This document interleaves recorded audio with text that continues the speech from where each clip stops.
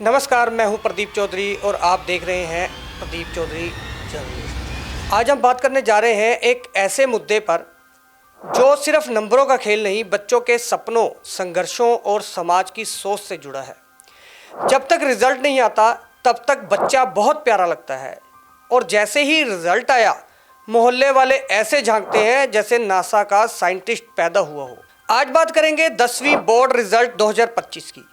किसी ने मिठाई बांटी, किसी ने फ़ोन स्विच ऑफ कर दिया। कहीं माँ ने पापा से कहा, देखो जी हमारी बिटिया 94% लाई है। और कहीं पापा ने बेटे से कहा, शर्म नहीं आती 56% लाते हुए, तेरा तो यूट्यूब ही बंद कर दूंगा। पर रुकिए जरा, आपका रिजल्ट कैसा भी हो हम आपके साथ हैं।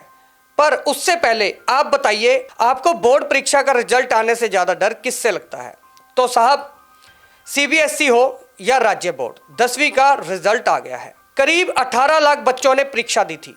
सीबीएसई ने तो प्रेस रिलीज में बोला बच्चों ने शानदार प्रदर्शन किया, लेकिन जो बच्चा 60% लाया है उसके घर पर माहौल ऐसा है जैसे देश की जीडीपी गिर गई हो। इस बार भी लड़कियों ने बाजी मारी और लड़कों ने घर के कामों में बाजी मारी, जैसे कि बर्तन धो दे बेटा, तू तो पढ़ाई में 0 है। अब जरा नंबरों की बात कर ले। सीबीएसई का पासिंग परसेंट 93.6% के करीब रहा। टॉपर्स ने भी फिर से 99% से ऊपर की उड़ान भरी।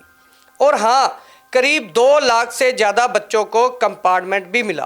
पर सुनिए जनाब, नंबर ही सब कुछ नहीं होते, क्योंकि जब राइटर की पिटाई हो रही थी, टॉपर बच्चा आगे खड़ा होकर पूछ रहा था, मैडम पेन की इंक कौन सी अच्छी होती है। अब बात करते हैं उन बच्चों की जिनकी कहानियां सिर्फ रिजल्ट शीट पर नहीं, जिंदगी की किताब में दर्ज होती हैं।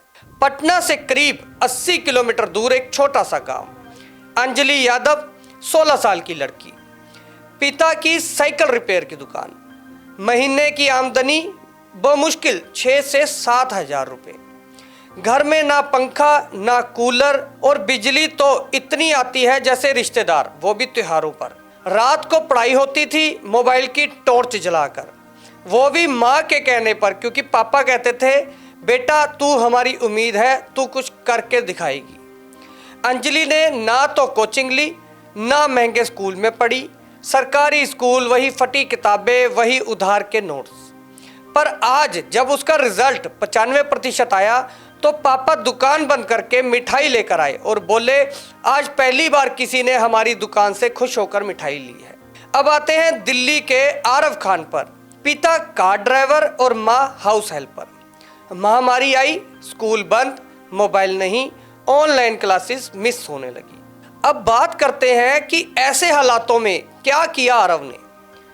पास वाले इंटरनेट कैफे में जाकर पढ़ाई की, जितने पैसे मिले उतने में वाईफाई का रिचार्ज करवाया। कभी कभी दोस्तों के पुराने नोट चुराकर रात में कॉपी की। खुद ही पढ़ा, खुद ही समझा, क्योंकि ट्यूटर रखने के तो पैसे ही नहीं थे। 88% नंबर आए। आज आरव कहता है, भले ही मैं टॉपर नहीं बना, पर मैंने हालातों को हराया और मुझे खुद पर फक्र है। और उन बच्चों का क्या जो फेल हो गए या कम नंबर आए। अब बात उन बच्चों की जो 50%, 40% या फेल हो गए हैं, जिनके घर में आज शोर नहीं सन्नाटा है, phone switch off, social media deactivate और रिश्तेदारों के कॉल से डर। पर सुनो दोस्तों, तुम्हारे नंबर तुम्हारी मेहनत को पूरा नहीं आंक सकते। कभी कभी जिंदगी में रिजल्ट शीट से बड़ा होता है जमीर का रिजल्ट। सफलता का कोई शॉर्टकट नहीं होता, हर फेलियर एक मौका है खुद को जानने का, दोबारा उठने का और पूरी ताकत से लौटने का। याद रखो दोस्तों, एपीजे अब्दुल कलाम स्कूल में एवरेज स्टूडेंट थे। सचिन तेंदुलकर कभी 10वीं पास ही नहीं कर पाए, लेकिन आज पूरी दुनिया उनके नाम से परिचित है। तो अगर इस बार नहीं हुआ कोई बात नहीं, अगली बार पूरी तैयारी से, पूरी ईमानदारी से वापस लौटो। अब आते हैं असली ड्रामे पर, घर वालों की प्रतिक्रिया पर। माँ बोलेगी, बिट्टू शर्मा का बेटा 98% लाया है, तू तो बस पबजी में ही टॉप करेगा। पड़ोसी आंटी पूछेगी, बेटा कितने नंबर आए? अगर आपने कहा 75%, तो वो बोलेगी, अरे कोई बात नहीं, सबको डॉक्टर इंजीनियर थोड़ी बनना है। मतलब अंदर से ताना, ऊपर से सिंपैथी। और हाँ, सोशल मीडिया पर अलग ही गेम चलता है। फेसबुक पर लिखा जाएगा हमारे बेटे ने 96% लाकर परिवार का नाम रोशन किया है, लेकिन डीएम में लिखा होता है सर कोई डिप्लोमा कोर्स ही बता दो। अब सवाल ये है कि 10वीं के बाद क्या करें। साइंस, कॉमर्स, आर्ट्स सब बढ़िया है, बस बच्चों की चॉइस को समझिए।